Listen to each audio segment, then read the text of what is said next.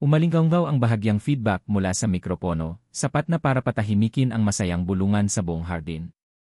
Mula sa kanyang kinatatayuan sa gilid, malapit sa kusina, halos hindi humihinga si Ara habang pinapanood ang lahat. Ang lahat ng ilaw ay nakatutok kay Miguel de la Cruz, ang lalaking nakatayo sa gitna ng entablado, perpekto sa kanyang mamahaling suite. Sa tabi niya, ang pinsan ni Ara na si Isabel, ay kumikinang na parang isang diamante. Ito ang engagement party nila. At si Ara, gaya ng dati, ay isa lamang sa mga utusan. Huminga ng malalim si Miguel at mumiti.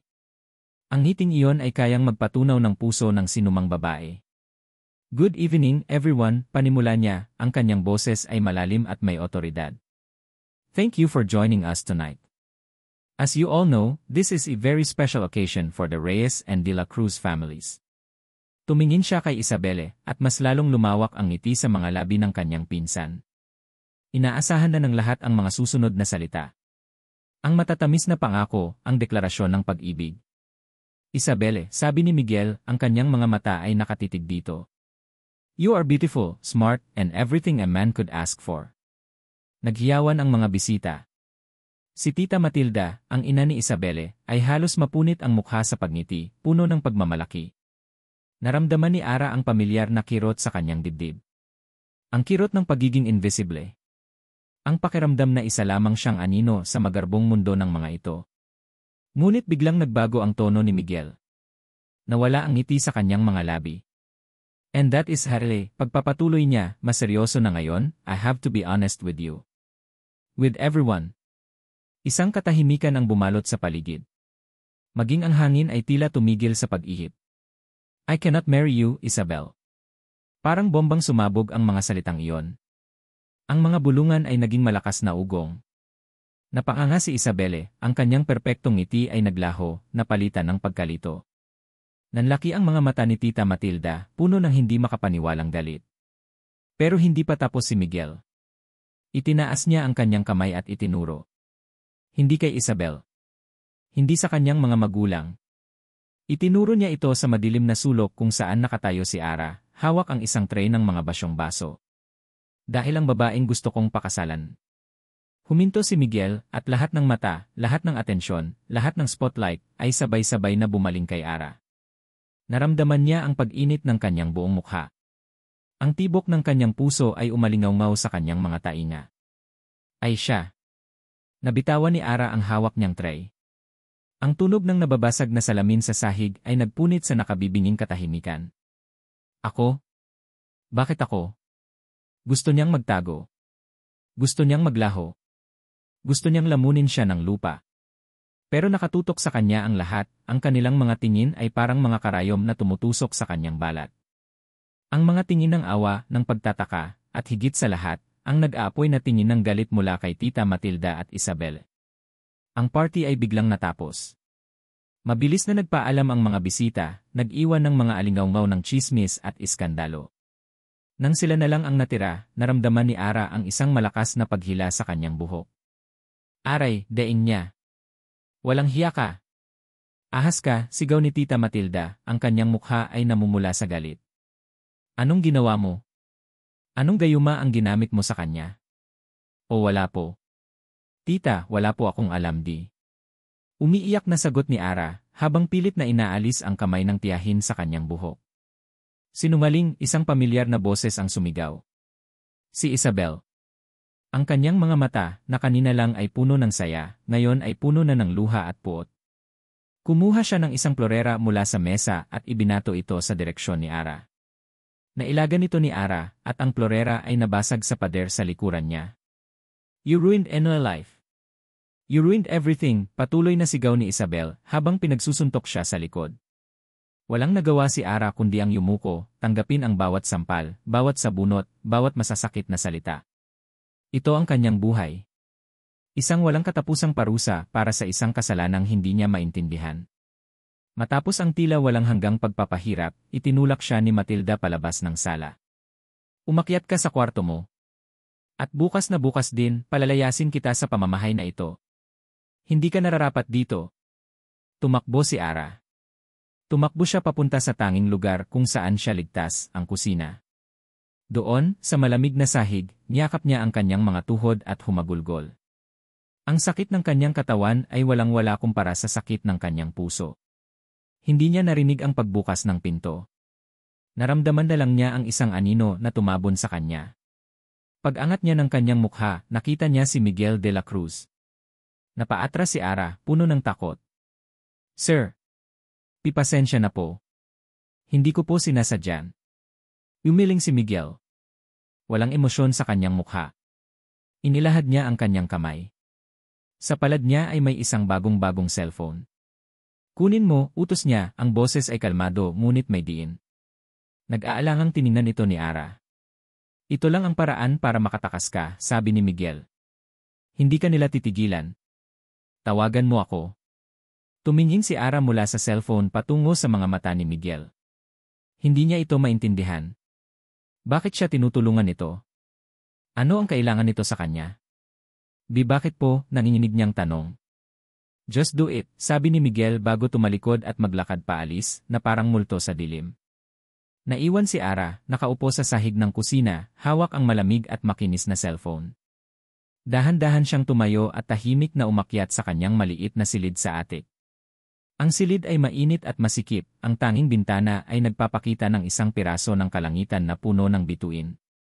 Umupo siya sa gilid ng kanyang lumang kama. Dinig niya mula sa ibaba ang malakas na boses ni Tita Matilda, nagbabanta at nagmumura. Bukas!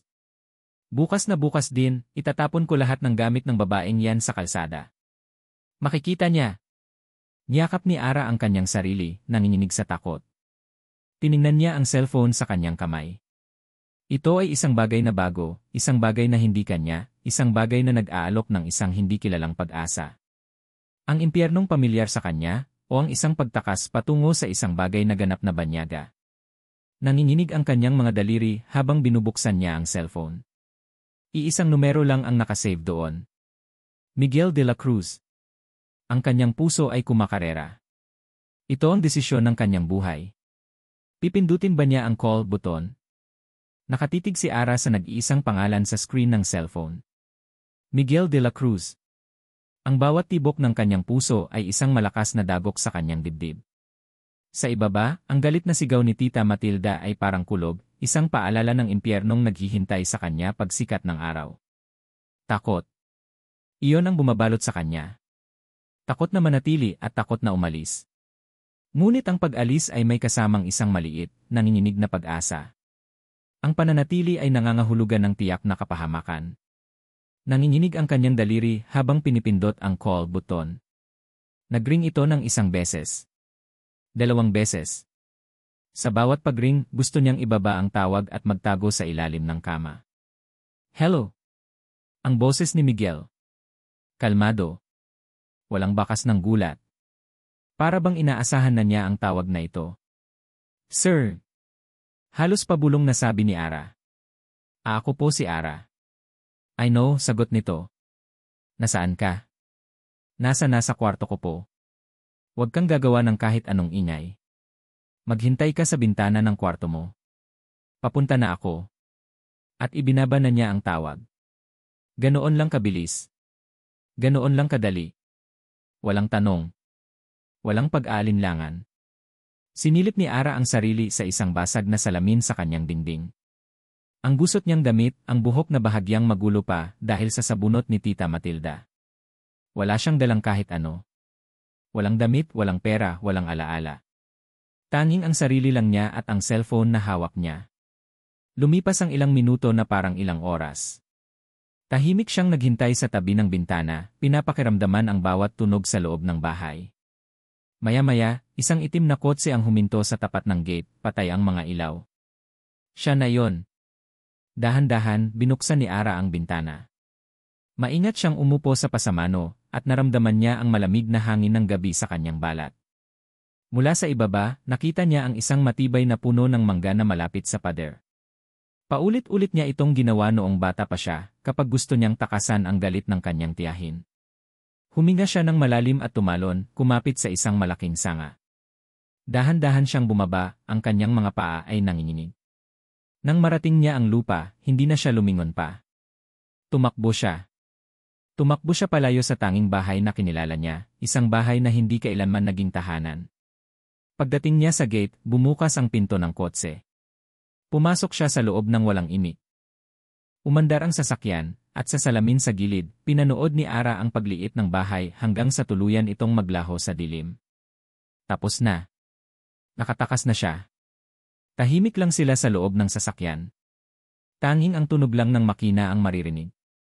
Pasulyap-sulyap si Ara kay Miguel. Seryoso ang mukha nito, nakatuon sa daan. Hindi niya mabasa ang iniisip nito. Ang lalaking ito ang nagligtas sa kanya, pero hindi niya ito kilala. Huminto sila sa harap ng isang mataas at modernong condominium building. Iginya siya ni Miguel papasok sa isang elevator at pinindot ang penthouse button. Pagbukas ng pinto ng unit, isang malawak at malinis na espasyo ang bumungad kay Ara. Puro puti at itim ang kulay ng mga gamit. Minimalist. Maganda pero malamig. Walang mga litrato. Walang personal na gamit. Parang isang showroom. Pwede kang maligo kung gusto mo. May mga damit sa closet sa kwartong iyon, sabi ni Miguel, itinuturo ang isang pinto. Mag-uusap tayo pagkatapos. Tumango lang si Ara at pumasok sa silid. Totoo nga, puno ng mga bagong damit at sapatos ang closet. Lahat ay may presyo pa. Pumili siya ng isang simpleng shirt at pantalon. Ang mainit na tubig sa shower ay tila hinuhugasan ang lahat ng dumi at sakit ng nakalipas na gabi. Paglabas niya, nakaupo na si Miguel sa sofa, may 2 baso ng tubig sa mesa. Umupo si Ara sa tapat niya, pinapanatili ang distansya. Ara, panimula ni Miguel, diretsong nakatingin sa kanyang mga mata. Kailangan mong maintindihan ang sitwasyon. Ang inaalok ko sa iyo ay hindi isang fairy tale. Napalunok si Ara. This is an agreement. A deal, pagpapatuloy niya.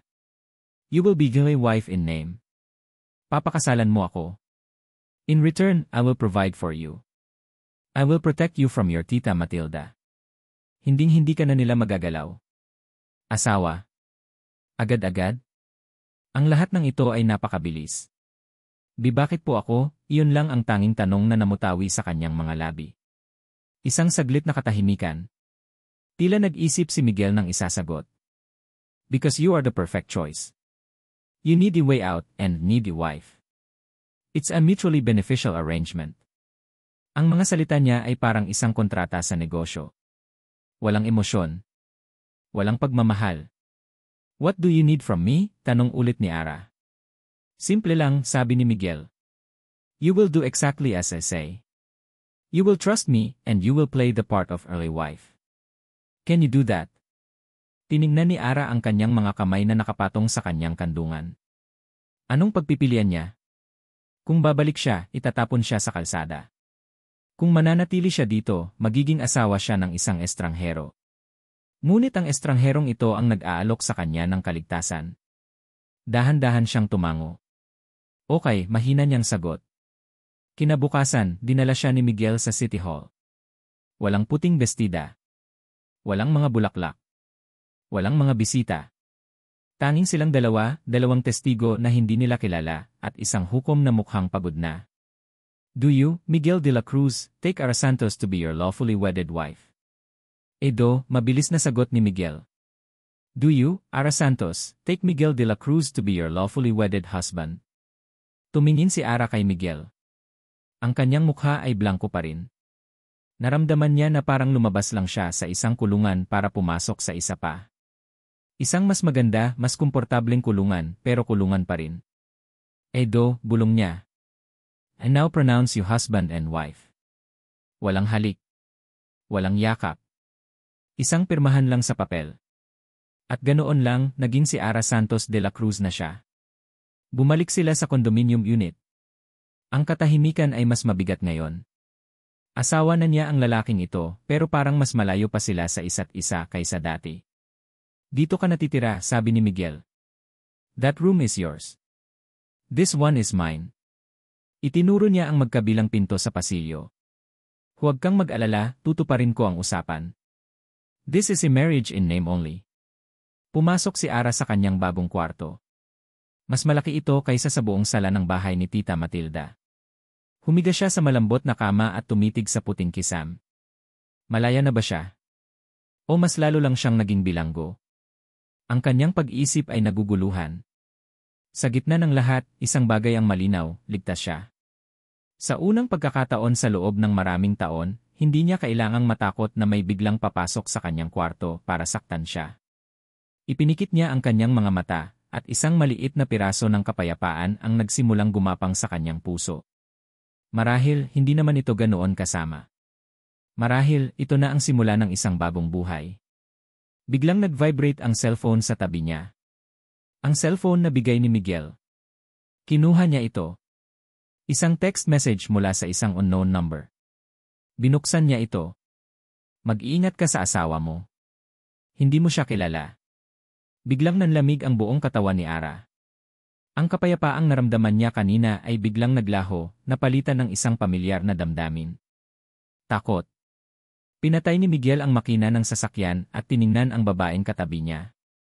Si Ara. Ang kanyang asawa. Nakatitig lang ito sa labas ng bintana, ang mga mata ay nanlalaki habang pinagmamasdan ang malaking bahay na nasa harapan nila. Hindi ito ang malamig at imperial na condominium unit. Ito ang tahanan ng mga De La Cruz. Ang lugar kung saan siya lumaki, ang lugar na puno ng mga alaala ng kanyang ama. Ang pagdala sa kanya dito ay isang kalkuladong hakbang. Kailangan niyang ipakita sa lahat, lalo na kay Matilda Reyes, na ang kasal na ito ay totoo. Na si Ara ay hindi na isang utusan na pwedeng basta-basta itapon, kundi si Elres de la Cruz na. Ngunit habang tinitignan niya ang takot at pagkamangha sa mukha ni Ara, isang damdamin ang kumurot sa kanyang dibdib. Isang damdaming hindi kasama sa plano. Awa. Let's go, sabi niya, ang kanyang boses ay mas malumanay kaysa sa kanyang intensyon. Bumaba sila ng sasakyan. Agad na sumalubong sa kanila ang isang matandang babae na may malinis na uniforme. Ang kanyang buhok ay puti na, ngunit ang kanyang ngiti ay mainit at puno ng buhay. Sir Miguel, mabutit nakauwi na kayo, bati ni Manang Elena, ang kasambahay na nag-alaga sa kanya mula pagkabata. Ngunit ang mga mata ni Manang Elena ay agad na napunta kay Ara, na nakatayo sa likuran ni Miguel, bahagyang nagtatago. Natigilan si Manang Elena. Ang ngiti sa kanyang labi ay dahan-dahang naglaho, napalitan ng isang ekspresyon ng pagkabigla. Nakita ni Miguel ang pagbabago sa mga mata nito, isang pagkilala, isang kislap ng nakaraan. Siya si Ara, pakilala ni Miguel. Ang asawa ko. Tila nabalik sa kasalukuyan si Manang Elena. Mabilis itong yumuko. Ma'am. Maligayang pagdating po sa pamamahay ng mga De La Cruz. Ngunit nang muli itong tumingin kay Ara, may luha sa gilid ng mga mata nito. Manang, pakiasikaso po si Ara. Ihatid niyo siya sa master's bedroom, utos ni Miguel. Pero sir, iyon po ang inyong. Iyon na ang magiging silid niya, putol ni Miguel. Nakita ni Miguel ang pag-aalala sa mukha ni Ara, ngunit wala itong sinabi. Sinundan lang nito si Manang Elena papasok sa bahay. Habang paakyat sila sa malawak na hagdanan, sinadya ni Manang Elena na dumaan sa sala kung saan nakasabit ang mga lumang litrato. Nagkunwari si Miguel na may kinukuha sa kanyang briefcase, ngunit ang kanyang mga mata ay nakamasid. Gaya ng inaasahan niya, aksidenteng nabitawan ni Manang Elena ang isang lumang photo album na inaayos nito. Kumalat ang mga litrato sa sahig. Ay, nako! Pasensya na po, ma'am, sabi ni Manang Elena, at dali-dali niyang pinulot ang mga ito. Ngunit isang litrato ang nanatili sa sahig, malapit sa paa ni Ara. Isang litrato ng isang magandang babae na may matamis na ngiti, kamukhang-kamukha ni Ara. Si Sofia Santos. Ang ina ni Ara. Nakita ni Miguel ang panandaliang pagkunot ng noo ni Ara, isang kislap ng pagtataka, bago pa man mabilis na dinampot ni Manang Elena ang litrato at itinago ito sa ilalim ng iba. Halika na po, ma'am, sabi ni Manang na tila may biglang hinahabol. Napailing na lang si Miguel. Ang plano ay gumagana. Ngunit ang bawat hakbang ay nagdudulot ng isang komplikasyon sa kanyang dibdib. Pumasok siya sa kanyang study, ang kanyang santuwaryo. Ang bigat ng kanyang misyon ay muling bumalik. Ang sulat ng kanyang ama ay nakatago sa isang kaha de yero, ang mga salita nito ay parang apoy na nakatatak sa kanyang isipan. Bayaran mo ang kasalanan ko, anak. Binuksan niya ang kanyang laptop para sa isang nakaschedule na video conference. Agad na bumungad sa screen ang mga mukha ng board members ng kanyang kumpanya. At kasama nila si Emil Valderrama, isang matandang negosyante na alam niyang matalik na kaibigan ni Matilda. Miguel, panimula ni Valderrama, ang kanyang boses ay nagpapanggap na nag-aalala. Binabati kita sa iyong pagpapakasal. Ngunit hindi namin maiwasang mag-alala. Isang bigla ang desisyon. Hindi ba't si Isabel Reyes ang dapat mong pakasalan? This sudden change could affect investor confidence. Henry, personal life is in my own, yan Valderrama, malamig na sagot ni Miguel. And it has nothing to do with the company's performance. But it does, git nito. You married their housemaid. An unknown girl. Ano na lang ang sasabihin ng business community? Naramdaman ni Miguel ang pag-init ng kanyang ulo. My wife's name is Ara Santos de la Cruz. And I suggest you remember that. Kung wala na kayong ibang tanong tungkol sa quarterly report, I'm ending this call. Hindi na niya hinintay ang sagot nila. Pinatay niya ang tawag at napasuntok sa mesa. Ang kamandag ni Matilda ay mabilis na kumakalat. Kailangan niyang bilisan ang pagkilos. Kinagabihan, habang abala siya sa pagbabasa ng mga dokumento, isang amoy ng nasusunog na pagkain ang umabot sa kanyang ilong. Napakunot ang kanyang noo. Lumabas siya ng study at sinundan ang amoy papunta sa kusina. Doon, nakita niya si Ara. Nakatayo sa harap ng kalan na may hawak na sandok. May isang maliit na sunog na kanin sa kawali. Ang mukha ni Ara ay puno ng pagkadismaya. Anong ginagawa mo? Tanong ni Miguel. Nagulat si Ara at napatalon. Sir. Gusto ko lang po sanang magluto. Para naman po may silbi ako dito. May kung anong kumirot sa puso ni Miguel. Kahit na binigyan na niya ito ng lahat, ang pag-iisip pa rin nito ay ang pag-isip ng isang alila. Sa pagmamadali nitong itago ang kawali, aksidenteng napahawak ito sa mainit na gilid. Aray, mahina niyang daing at agad na itinago ang kanyang kamay sa likod. Patingin, utos ni Miguel, lumalapit sa kanya. Wala po to, sir. Okay lang po, sabi ni Ara, umiiwas ng tingin. Hindi siya nakinig. Kinuha niya ang kamay nito. Isang mapulang marka ang makikita sa kanyang palad. Hinila niya ito ng marahan papunta sa lababo at binuksan ang gripo, hinahayaang dumaloy ang malamig na tubig sa paso nito. Hindi nagsasalita si Ara. Hindi rin siya gumagalaw. Nakatayo lang sila doon, ang kamay ni Miguel ay nakahawak sa kamay ni Ara sa ilalim ng agos ng tubig. Naramdaman ni Miguel ang lambot ng balat nito. Ang panginginig ng mga daliri nito sa loob ng kanyang palad. Sa unang pagkakataon, napansin niya kung gaano kapayat ang mga braso nito, kung gaano karupok ito tingnan. Nang matapos, kumuha siya ng first aid kit at maingat na nilagyan ng gamot ang paso nito.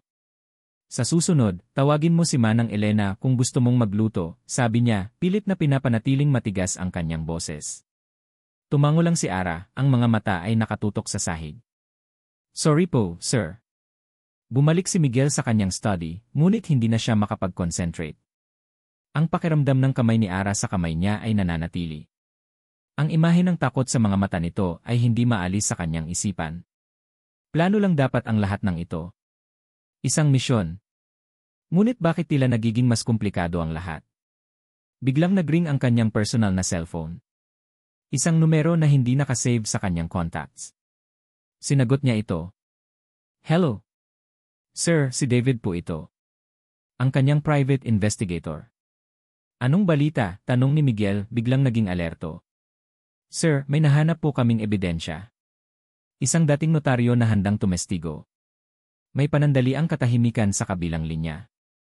Ebidensya tungkol saan? Naiinip na tanong ni Miguel. Tungkol sa peking last will and testament. Napatayo si Miguel. Ito na. Ang unang lamat sa pader na itinayo ni Matilda. Ang simula ng katotohanan. Ilang araw na ang lumipas. Para kay Ara, ang bawat araw sa mansyon ng mga De La Cruz ay parang isang panaginip.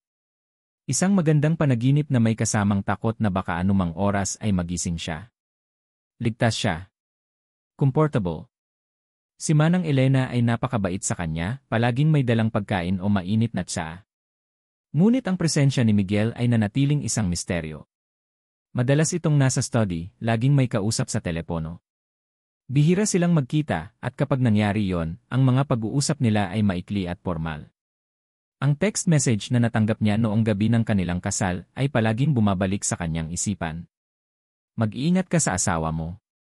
Hindi mo siya kilala. Isang umaga, habang nag-aayos siya ng mga libro sa maliit na library, pumasok si Miguel. Magbihis ka, sabi nito, walang paligoy-ligoy. May pupuntahan tayo. Napatigil si Ara. Saan po tayo pupunta, sir? Malalaman mo pagdating natin doon, sagot niya. Just wear something simple. Isang oras ang lumipas, nasa loob na ulit sila ng itim na kotse ni Miguel. Ang katahimikan sa pagitan nila ay halos nakakabingi. Sinubukan ni Ara na hulaan kung saan sila patungo. Sa isang restaurant para ipakilala siya bilang asawa nito. Sa isang business meeting. Ngunit lumampas sila sa sentro ng Makati. Pumasok sila sa isang lugar na hindi pamilyar kay Ara. Malalaki at mayayabong na puno ang nasa gilid ng daan, at ang mga pader na bato ay matataas. Hanggang sa huminto sila sa harap ng isang malaking bakal na gate. Isang pangalan ang nakaukit dito, Manila Memorial Park. Isang sementeryo. Nanlamig ang mga kamay ni Ara. Bakit sila nandito? Pinapasok ng gwardiya ang kanilang sasakyan. Ang lugar ay hindi mukhang isang tipikal na sementeryo. Ito ay parang isang malawak na hardin. Maayos ang mga damo at ang mga puntod ay parang mga maliliit na monumento. Bumaba si Miguel sa sasakyan. Sumunod si Ara, ang puso niya ay nagsisimula ng kumaba. Naglakad sila sa isang landas na gawa sa bato. Walang nagsasalita. Tanging ang tunog lang ng kanilang mga yapak at ang huni ng mga ibon ang maririnig. Huminto si Miguel sa harap ng isang malaking puntod na gawa sa puting marmol. May dalawang pangalan na nakaukit dito. Alejandro Santos. Sofia Santos. Ang mga pangalan ng kanyang mga magulang. Napaatras si Ara. Hindi ito maaari. Ang sabi ni Tita Matilda, ang mga magulang niya ay simpleng mga tao lang na namatay sa isang aksidente. Ang sabi niya, sa isang pampublikong sementeryo lang sila inilibing, sa isang puntod na hindi na mahanap. Ngunit ito ay marangya. Elegante. Lumuhod si Ara at hinawakan ang malamig na marmol. Hinaplos niya ang mga nakaukit na letra. Alejandro. Sofia. Nanlabo ang kanyang paningin. Totoo ba ito? Sila ang mga magulang mo, Ara, basag ni Miguel sa katahimikan. Paano? Bakit sila nandito? Nanginginig niyang tanong, hindi inaalis ang tingin sa puntod. Dahil dito sila nararapat, sagot ni Miguel. Halika, bumalik na tayo sa kotse. May kailangan kang malaman. Pabalik sa sasakyan, walang imik si Ara. Ang kanyang isip ay isang magulong dagat ng mga tanong. Nang makaupo na sila, iniabot ni Miguel sa kanya ang isang makapal na brown folder. Buksan mo, utos niya. Nanginginig ang mga kamay ni Ara habang binubuksan niya ito. Ang unang dokumento ay isang birth certificate. Ang kanyang birth certificate. Pangalan, Ara Sofia Santos. Ina, Sofia Reyes Santos. Ama, Alejandro de Leon Santos. Napatakip siya sa kanyang bibig. Ang buong pangalan niya ay Ara Sofia. Ipinangalan sa kanyang ina. Ang sumunod na dokumento ay isang business registration mula sa Securities and Exchange Commission. Pangalan ng kumpanya, Luzon Properties, Inc.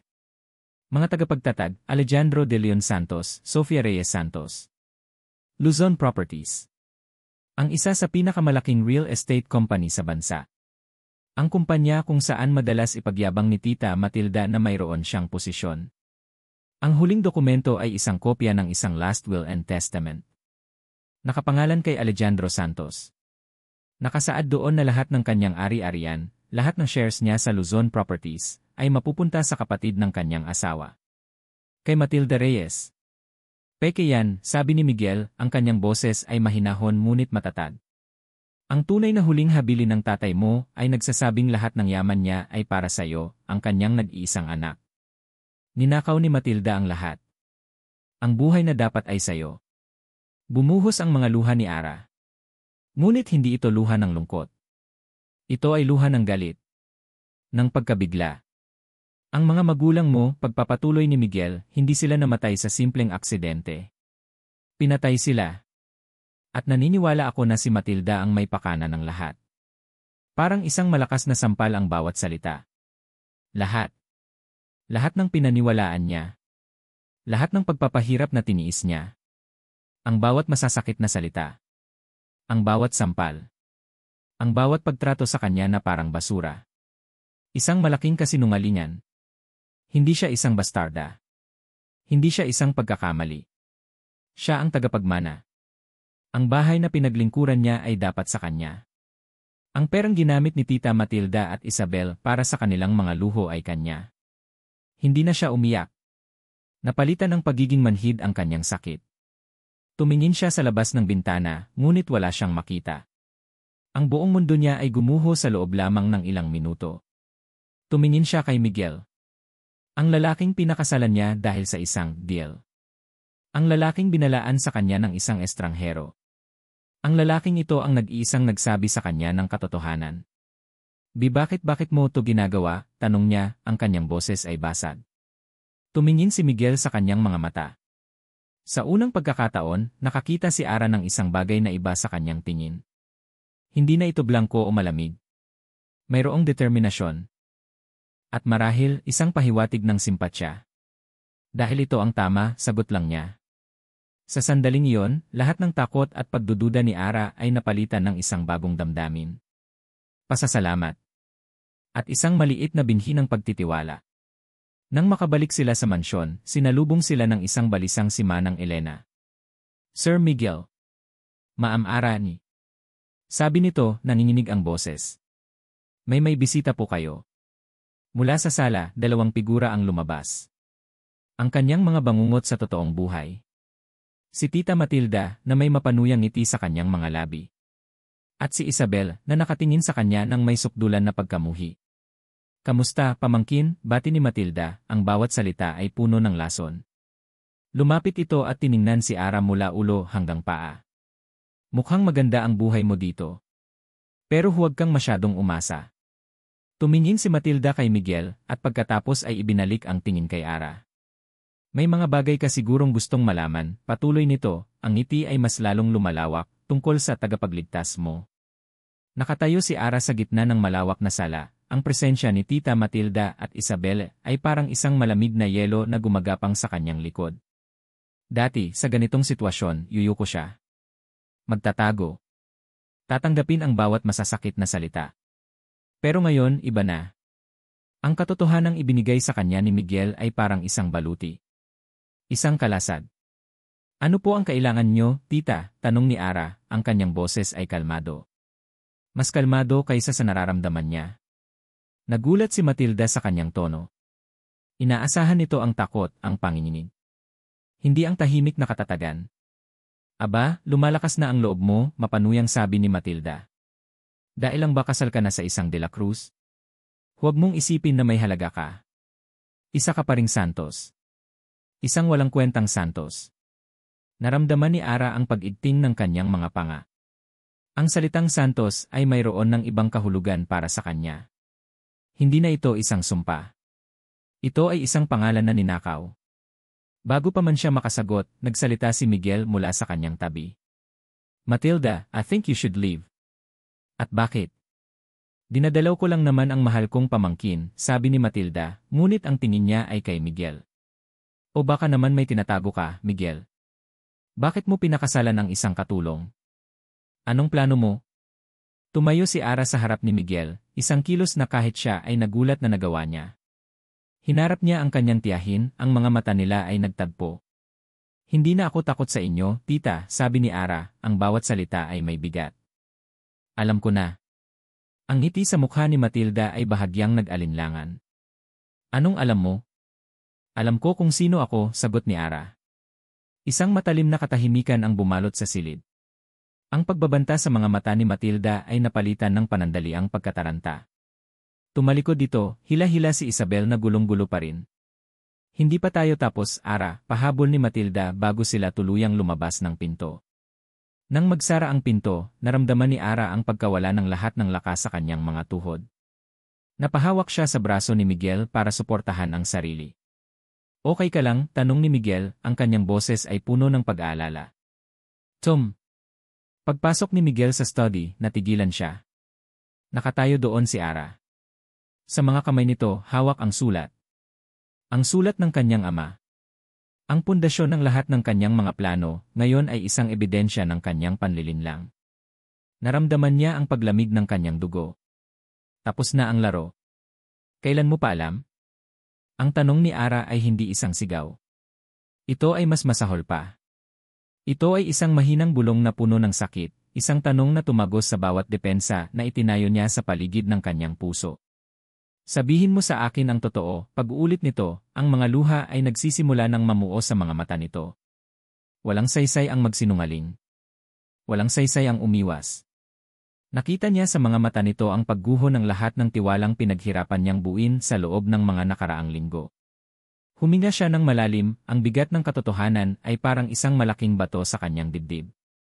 Mula pa sa simula, pag-amin niya, ang kanyang boses ay garalgal. Bago pa kita makilala, Ara. Bago pa ang engagement party. Nakita niya ang pagdaan ng sakit sa mukha ni Ara. Bawat salita niya ay isang karayom na tumutusok dito. Ngunit kailangan nitong malaman ang lahat. Ang tatay ko, pagpapatuloy ni Miguel, bago siya mamatay, iniwan niya sa akin ang sulat na yan. Inamin niya ang lahat. Na alam niya ang ginawa ni Matilda pero nanahimik siya. Kasalanan ng pamilya namin, Ara.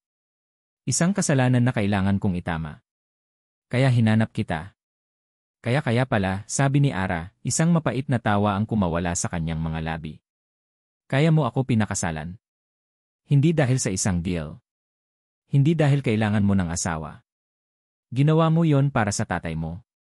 Para sa konsensya mo. Hindi, mabilis niyang sagot. Hindi lang yon. Lumapit siya, ngunit napaatras si Ara, na parang natatakot na hawakan niya. Ang kilos na yon ay mas masakit pa sa isang sampal. Plano ang lahat sa simula, desperado niyang sabi, ang kanyang boses ay nagsusumamo. Plano kong iligtas ka. Plano kong ibalik sa iyo ang lahat. Pero hindi ko plinano na mahulog sa iyo. Tumingin si Ara sa kanya, ang mga mata nito ay puno ng luha at pagkalito. Huwag. Huwag mong sabihin yan. Pero totoo, git ni Miguel. Ara, maniwala ka. Ang nararamdaman ko para sa iyo, hindi kasama sa plano. Umiling si Ara, habang patuloy na umaagos ang kanyang mga luha. Paano ako maniniwala? Ang buong buhay ko ay isang kasinungalingan. Pati ba naman ikaw? Ang taong akala ko ay totoo. Hindi na niya natapos ang sasabihin. Binitawan niya ang sulat sa mesa at mabilis na tumalikod. Ara, saan ka pupunta? Habol niya. Kahit saan, sagot nito, hindi lumilingon. Kahit saan na malayo sa'yo. At lumabas na ito ng study. Narinig niya ang mabilis nitong mga yapak palayo, ang pagbukas at pagsara ng pinto sa ibaba. Naiwan si Miguel, nakatayo sa gitna ng silid, napapaligiran ng katahimikan. Pinulot niya ang sulat. Ang papel na nagsimula ng lahat, ngayon ay ang naging dahilan ng pagkasira ng lahat. Napasuntok siya sa pader, hindi iniinda ang sakit. Galit siya. Galit siya sa kanyang ama. Galit siya kay Matilda. Pero higit sa lahat, galit siya sa sarili niya. Dahil sa kagustuhan niyang itama ang nakaraan, sinira niya ang kasalukuyan. Mabilis niyang kinuha ang kanyang cellphone at tinawagan ang kanyang private investigator. David, asan si Ara? Tanong niya, walang paligoy-ligoy. Sir, kakaalis lang po niya ng bahay. Nakataksi. Sundin mo siya, utos ni Miguel. Huwag kang magpapakita. Huwag mo siyang lalapitan. Basta't bantayan mo siya. Siguraduhin mong ligtas siya.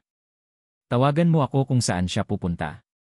Pagkatapos ng ilang minuto, tumawag pabalik si David. Sir, nandito po siya sa isang maliit na bahay sa may sampalok. Mukhang bahay po ni Manang Elena. Nakaramdam si Miguel ng bahagyang gumaan ang pakiramdam. Ligtas siya kahit papaano. Kasama niya si Manang Elena. Ngunit ang gumaan na pakiramdam ay agad na napalitan ng takot. Si Matilda. Ngayon na alam na ni Ara ang tungkol sa sulat, alam na nito ang buong kwento. Dobling panganib. Si Matilda ay parang isang hayop na nasukol. At ang isang hayop na nasukol ay gagawin ang lahat para makatakas. Kahit na pumatay. Kailangan niyang makausap si Ara. Kailangan niyang maipaliwanag. Kailangan niyang masigurong ligtas ito. Kinuha niya ang cellphone para tawagan si Ara, ngunit nag-alinlangan siya. Anong sasabihin niya? Hindi pa ito handang makinig. Pumunta siya sa kanyang bar at nagsali ng alak.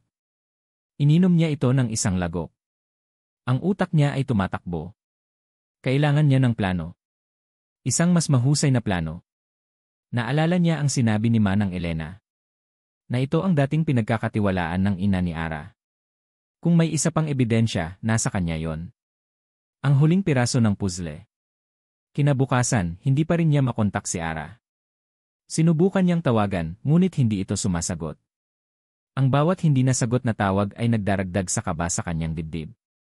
Nagpasya siyang pumunta sa bahay ni Manang Elena.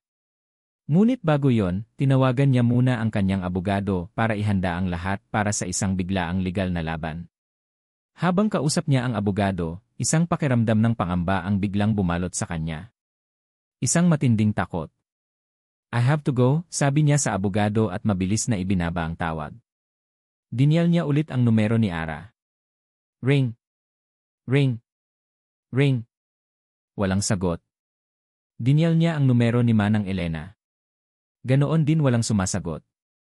Ang kanyang puso ay nagsimulang dumagundong. May mali. May masamang nangyari. Nag-vibrate ang kanyang cellphone. Isang unknown number.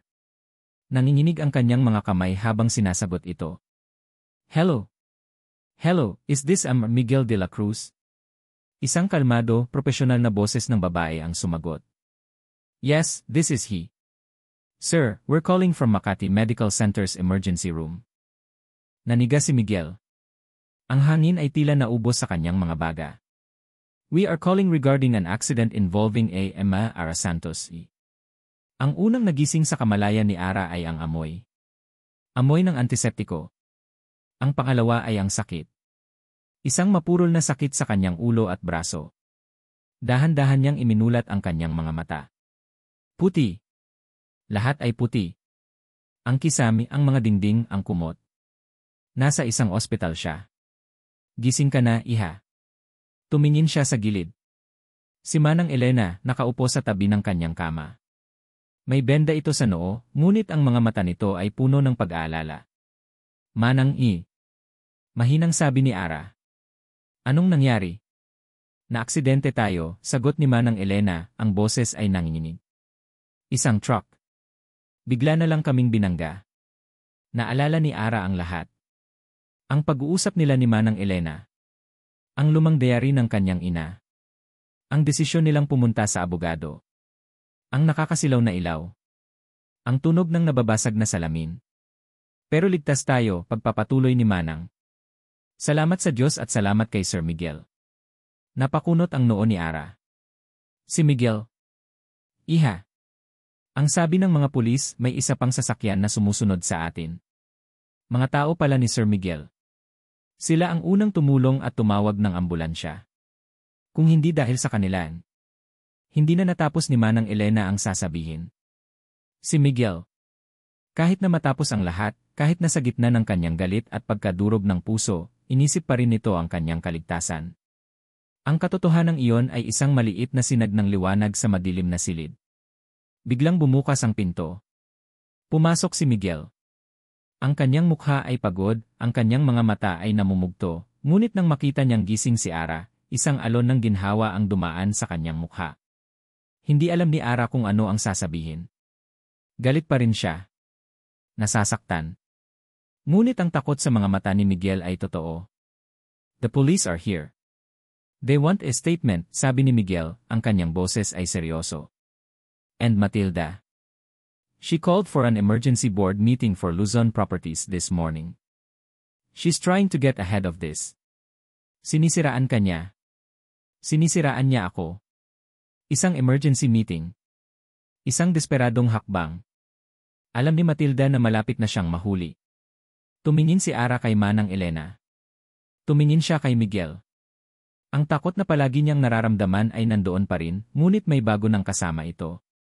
Isang nag-aalab na apoy. Tulungan niyo akong magbihis, sabi ni Ara, ang kanyang boses ay mahina ngunit puno ng determinasyon. Ara, you need to rest, sabi ni Miguel. Hindi, sagot niya habang pilit na umuupo. Kailangan kong tapusin to, ngayon na. Sa conference room ng Luzon Properties, ang tensyon ay halos mahahawakan. Si Matilda ay nakaupo sa dulo ng mahabang mesa, ang reyna sa kanyang trono, nagpapaliwanag sa mga board members tungkol sa mental instability ng kanyang pamangkin at sa mapanlinlang na plano ni Miguel de la Cruz. Biglang bumukas ang pinto ng conference room. Lahat ay napatingin. Pumasok si Ara. May benda sa kanyang noo at cast sa kanyang braso. Sa likod niya si Miguel na may dalang isang briefcase.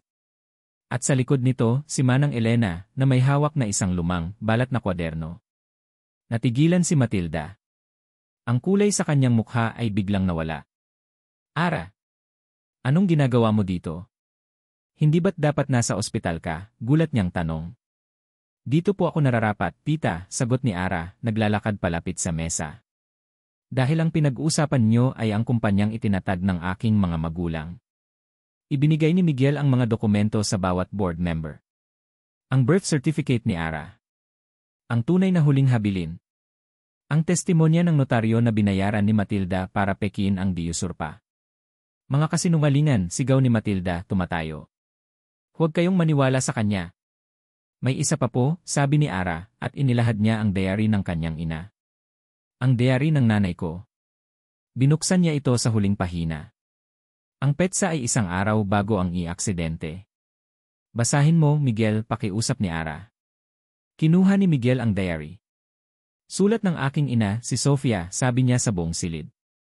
Nakipag-usap ako kay Matilda ngayon. Nalaman niya ang tungkol sa aming mga plano na palawakin ang negosyo. Nagalit siya. May sinabi siya na nakakatakot. Sinabi niyang kung hindi mapupunta sa kanya ang kumpanya, sisiguraduhin niyang walang makikinabang dito. Natatakot ako para kay Alejandro at para sa aking maliit na si Ara. Isang nakabibinging katahimikan ang sumunod. At kahapon, pagpapatuloy ni Ara, ang kanyang tingin ay matalim na nakatutok kay Matilda, ipinabangga niyo po kami. Dahil natatakot kayo na malaman ng lahat ang katotohanan. That's not true, desperadong sigaw ni Matilda. Sa sandaling iyon, bumukas muli ang pinto. Pumasok ang dalawang pulis. Matilda Reyes, sabi ng isang pulis. You are under arrest for falsification of public documents and for suspicion of murder and attempted murder. Habang pinupusasan si Matilda, ang kanyang mga mata ay puno ng galit, nakatitig kay Ara. Si Isabel naman ay napahagulgol na lang sa isang sulok. Nang mailabas na sila, ang silid ay nanatiling tahimik. Si Ara, ang babaeng minsang itinuring na basura, ay nakatayo na ngayon sa dulo ng mesa. Ang tagapagmana. Ilang buwan ang lumipas. Si Ara, ngayon na ang CEO ng Luzon Properties, ay nakatayo sa kanyang malawak na opisina, nakatingin sa nagmamadaling syudad sa ibaba. Ang lahat ay parang isang panaginip pa rin. Ngunit ang sakit, ang mga alaala, ay totoo. May kumatok sa pinto. Pumasok si Miguel. Sa loob ng mga nakaraang buwan, naging kaagapay niya ito. Tinulungan siyang matutunan ang negosyo. Naging kaibigan niya. Ngunit ang usapan tungkol sa kanilang relasyon ay nanatiling hindi nabubuksan, isang malambot na espasyo sa pagitan nilang dalawa. Kamusta? Tanong ni Miguel, ngumiti. Okay lang, sagot ni Ara. Inaayos ang mga gusot na iniwan ni tita. Lumapit si Miguel at tumayo sa tabi niya, nakatingin din sa labas. Hindi niya ito hinawakan. Binigyan siya nito ng espasyo. Paggalang. Ara, sabi ni Miguel. Alam kong marami pa tayong kailangan pag-usapan. At handa akong maghintay. Kahit gaano katagal. Tumingin si Ara sa kanya. Sa mga mata ni Miguel, wala na ang dating kalkulasyon. Ang nandoon ay pag-unawa, pagsisisi, at pagmamahal. Isang tahimik, matyagang pagmamahal. Alam ni Ara na ang sugat sa kanyang puso ay hindi pa ganap na naghihilom. Ang tiwala ay isang babasaging bagay na kapag nasira, hindi na maibabalik sa dati. Ngunit ang pag-ibig, marahil, ay hindi tungkol sa pagbabalik sa dati. Marahil, ito ay tungkol sa pagbuo ng isang bagay na bago mula sa mga basag na piraso. Isang bagay na mas matatag dahil alam mo na kung gaano ito karupok. Hinawakan ni Ara ang kamay ni Miguel. Naramdaman niya ang gulat nito at pagkatapos ay ang mahigpit na paghawak nito pabalik. Ngumiti siya. Isang tunay payapang ngiti. Simulan natin ulit, sabi niya. Kinagabihan, nakaupo sila sa isang duyan sa hardin ng mansyon, ang parehong hardin na minsan ay minahal ng kanyang ina. Hawak nila ang diary, hindi para maghanap ng ebidensya, kundi para balikan ang mga alaala. Sa ilalim ng kalangitan na puno ng bituin, sa katahimikan ng gabi, natagpuan nila hindi lang ang hustisya. Natagpuan nila ang isa't isa. Muli. Sa unang pagkakataon. At dito nagtatapos ang kwento ni Ara at Miguel. Mula sa kaibuturan ng aking puso, maraming salamat sa inyong walang sawang pagsubaybay sa bawat kabanata ng kanilang paglalakbay. Habang isinusulat ko ang kwentong ito, kasama niyo akong naramdaman ang bawat sakit, pighati, at takot ni Ara. Kasama niyo akong nag-abang sa bawat desisyon ni Miguel. Ang kanilang istorya ay hindi lamang isang simpleng kwento ng pag-ibig, kundi isang paalala na ang tunay na lakas ay hindi nagmumula sa yaman o kapangyarihan, kundi sa tapang na hanapin ang sarili nating boses at ipaglaban ang katotohanan. Ipinapaalala rin ito sa atin na ang pagpapatawad ay hindi para sa taong nakasakit sa atin, kundi para sa ating sarili, isang paraan upang makalaya mula sa bigat ng nakaraan. Sana, ang kwento ni Ara at Miguel ay nag-iwan sa inyo ng pag-asa. Pag-asa na kahit sa pinakamadilim na sandali, may liwanag na naghihintay. Pag-asa na ang isang pusong nasugatan ay kayang magmahal muli at mas buo pa kaysa dati. Sapagkat ang tunay na pag-ibig ay hindi tungkol sa isang perpektong simula, kundi sa tapang na magsimulang muli. Ngayon, nais ko namang marinig ang inyong mga saloobin. Aling bahagi ng kwento ang pinakatumatak sa inyong puso? Anong aral ang baon ninyo mula sa paglalakbay na ito? Mangyaring iwanan niyo ang inyong mga komento sa ibaba. Ang bawat isa ay mahalaga sa akin. Hanggang sa susunod nating kwentuhan. Maraming salamat at paalam.